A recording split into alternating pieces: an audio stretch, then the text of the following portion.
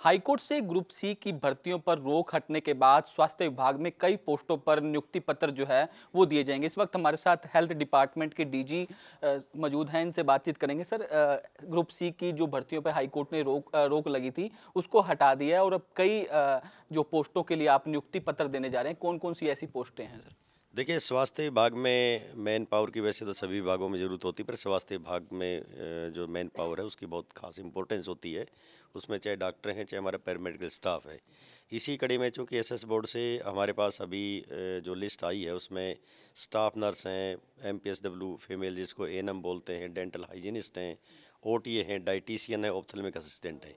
इनकी लिस्ट आई है और इस पर हमने कार्रवाई शुरू कर दी। हम कल से ही इन सभी कैंडिडेट्स को इनके प्रमाण पत्र वेरीफाई करने के लिए बुला रहे हैं। बायोमेट्रिक वगैरह वगैरह जो इनकी अपॉइंटमेंट से पहले की चीज़ें होती हैं सब कार्रवाई करके और इनको हम रिक्त स्थानों पे अपॉइंटमेंट जारी करेंगे और सीएमओज को भी निर्देश देंगे कि वो इनको का मेडिकल करके तुरंत इनको ज्वाइन कराएं, ताकि हमारे विभाग में जो ये कर्मचारी आएंगे इनके कारण से काफ़ी कुछ हमें जो मरीजों की देखभाल करने में की गुणवत्ता में और भी सुधार आएगा। तो कब तक सर इनको ज्वाइनिंग लेटर दे दी जाएंगे और कब तक इनकी ज्वाइनिंग जो है तमाम इलाकों में हो जाएगी जहां जहां उनको ज्वाइनिंग मिलेगी? संख्या में उम्मीदवार हैं, जिस तरीके से ओटीए, डेंटल हाइजीनिस्ट हैं, डाइटिशियन और ऑर्थोपेडिक असिस्टेंट हैं, इनको कल ही जारी कर देंगे।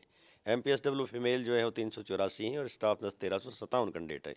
इनमें हमें 2-3 दिन लग जाएंगे। संडे तक हम कंटिन्यू हमारे स्टाफ की हमने कमेटीज बना दी हैं, सारे प्रबंध कर दिए हैं। इनके डॉक्यूमेंट चेक करके इनको वेरीफाई करके हम दे देंगे और सीएमओ को हम निर्देश जारी कर रहे हैं कि वो इनका तुरंत मेडिकल करके और इनको कार्यग्रहण कराएं। सर, प्रदेश के तमाम अस्पतालों से सामने आ रही हैं कि अस्पतालों में दवाइयाँ ख़त्म हो चुकी है और जो दवाइयाँ अंदर बाहर की दवाइयाँ लिख के दी जाती है, तो इस तरह के मामले आपके पास भी सामने आए होंगे, तो क्या कार्रवाई रहेगी इसमें?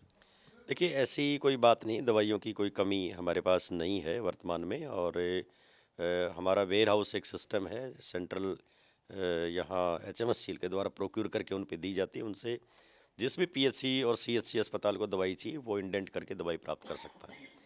जो दवाइयाँ एचएमएससीएल के वेयर हाउस में किसी भी कारण से अगर अवेलेबल नहीं होती हैं तो हम उनको एमएमआईवाई के तहत समय समय पे बजट रिलीज करते रहते हैं, ताकि वो दवाइयाँ अपने स्तर पे खरीद के और सभी प्रकार की दवाइयाँ सुनिश्चित कराएं।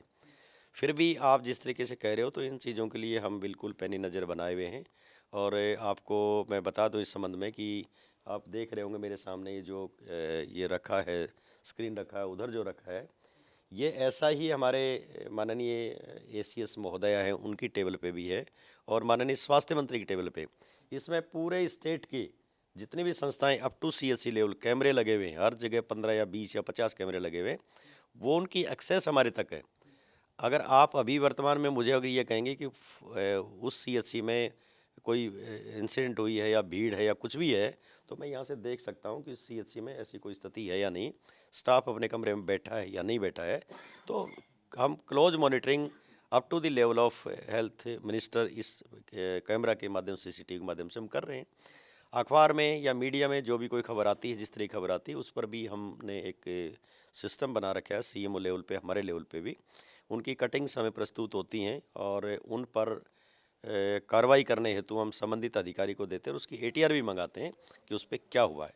जहाँ तक दवाई लिखने का सवाल है, इनको रैंडमली भी हम चेक करते रहते हैं और हम समय समय पर सचेत भी करते रहते हैं हमारे सिविल सन के माध्यम से सभी चिकित्सकों को कि हमारे पास जो व्यक्ति आता है वो नीडी व्यक्ति है और उसको कृपया बाहर की दवाई ना लिखें, उसको यहीं की दवाई दें हमारे अस्पताल की, ताकि वो लाभान्वित हो सके। सर, जिस तरीके से डॉक्टर जो है वो काफ़ी लंबे समय से अपनी तमाम मांगों को लेकर जो प्रोटेस्ट कर रहे हैं, हड़ताल पर भी चले गए थे, ओपीडी बंद कर दी थी, तो उसको लेकर भी कोई बातचीत आपकी हुई है? कौन कौन सी मांगे जो है उनकी फ़िलहाल जो है मान ली गई है या फिर उसको लेकर मीटिंग जो है वो की जाएगी? देखिए, सरकारी सिस्टम में कर्मचारी और अधिकारियों की जो मांगें हैं वो चलती रहती हैं, उनकी अपनी डिमांड होती है। उनमें जो जेन्युइन डिमांड है वो हरियाणा सरकार उनको पहले भी मानती रही है और अभी भी उनको मानती है। जैसा कि आपने बताया, पिछले महीने या उससे पहले हमारे कुछ कर्मचारी वर्ग, अधिकारी वर्ग यहाँ मेरे पास आए थे, अपनी अपनी डिमांड लेकर के आए थे। उन सब की हमने मेरे स्तर पे जो हो सकता था यहाँ आश्वासन दे करके उनको हमने आंदोलन ना करने के लिए कहा था। इसके अतिरिक्त स्वास्थ्य मंत्री महोदय के स्तर पे भी एक मैं मीटिंग करवा चुका हूँ। कुछ मुद्दे मेरे लेवल के, कुछ एडिशनल चीफ सेक्रेटरी लेवल के, कुछ मंत्री लेवल के, कुछ मंत्री जी से ऊपर के लेवल के होते हैं।